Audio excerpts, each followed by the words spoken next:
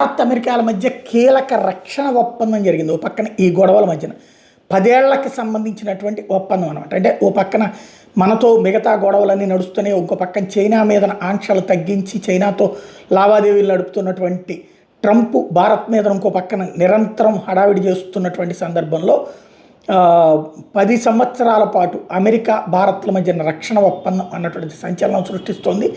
ఏదైతే ఒకళ్ళకొకళ్ళు రక్షణ పరంగా సహకరించుకోవాలంటే మనం ఆయుధాలు పాకిస్తాన్ దగ్గర కొంటాం, అమెరికా దగ్గర కొంటాం, అమెరికా వాళ్ళు అదే సందర్భంలో మనకి రక్షణకు సంబంధించినటువంటి కీలకమైన అవసరాల సందర్భంలో ఆదుకోవడానికి సంబంధించినటువంటి వ్యవహారాన్ని ముందుకు తీసుకెళ్లేటటువంటి పని చేస్తారు.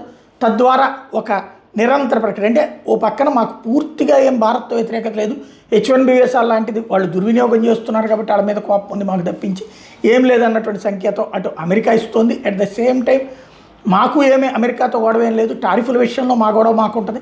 అట్ ద సేమ్ టైం మేమేమి వాళ్ళని శత్రువుగా చూడట్లేదు అన్నటువంటి సంకేతం ఇటు పక్కన భారతదేశం ఇస్తుంది. అందుకనినే ఈ ఇద్దరి మధ్యన ఒప్పందం అన్నటువంటిది కీలకమైనటువంటి అంశం. ప్రధానంగా చాలా రోజుల తర్వాత ఈ వ్యవహారం నడిచింది.